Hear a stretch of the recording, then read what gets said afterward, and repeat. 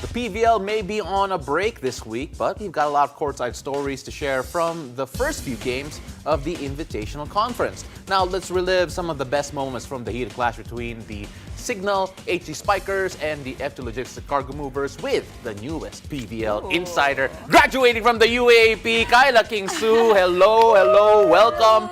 Welcome to the PVL. How do you feel about that, making that transition from the colleges to the pros? It feels so surreal. You know, I had a mini reunion nga with Jolina and Mars covering my first game for F2 against Signal. And it was so fulfilling, and I was just so happy to have my PVL debut alongside Jolina and Mars, who are such a big part of my journey. I mean, aside from having this mini reunion, like what was it that made you so excited to, finally cover the pros, and then bonus pa yung makover mo si F2? Yeah. Yes, covering F2, I guess, it was just kaka-proud talaga watching them transition to the pros, really embracing the challenge given to them by Coach Reg to be starters for the first two games. And, they came up with another win, their second win of the conference. You mentioned Jolina, you mentioned Mars, and I could only imagine na, okay, first game nila sa pros, maybe a little bit of nerves, kinakabahan ng konti.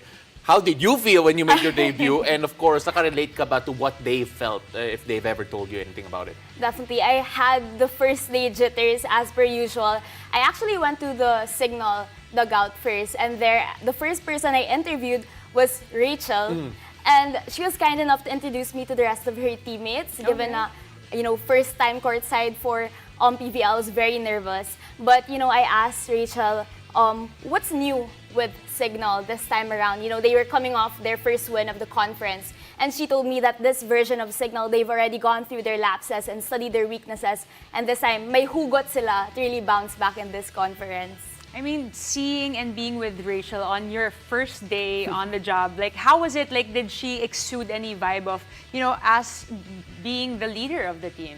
Yes, definitely. She is the captain after all for a reason, and she was really on fire in set 2 of the last matchup. And although she's very talented and famous as we know her, she was very sweet and humble toward me. Yeah, and Rachel, she's a queen in many ways and very good at making sure that everyone feels at home. And speaking about making some of her teammates feel at home, Vanny Gandler coming in for Signal after her Ateneo graduation. Literally. Again, literal from the colleges to the pros. I mean, Vanny Gandler, I'm sure you have something to say about her. Yeah, so actually I spoke to Coach Shaq before the game about Vanny, and he told me that since day one of approaching her and trying to recruit her, she's always been very open and humble. And she expressed that all she wants in the pros is to really grow as much as she can. And, her coming straight from her graduation is just a testament to her commitment, not only to the team, but to her personal growth. I mean, how was the situation over at the bench, at the courtside, when Vanny showed up mid-game?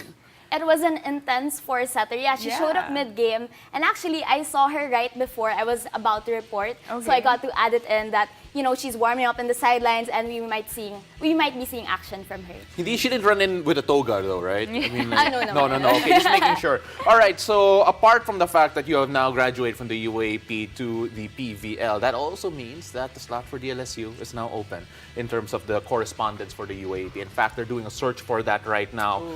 When you look back at your experience as a UAP correspondent, for those interested in actually doing what you did, just how did it change your life? How did it change the way that you look at this work that you're doing? And of course, how special is it in terms of your experience? As you mentioned, the UAAP really changed my life. It was a huge plot twist. I've mentioned this before, but I grew up as a dancer who really didn't have the time to learn, watch, or join any other sports. But I learned along the way that as long as you have a growth mindset, you're willing to put in the work and show up prepared, then you can make anything happen. So you don't need the background for it, as long as you can even be a dancer, okay lang yan. You might end up as the next correspondent. And Z, how do they do that? Well, you gotta be part of the family that will fuel the future as a UAAP Season 86 correspondent. Check out the UAAP Varsity channel on social media to find out how you can send in your application.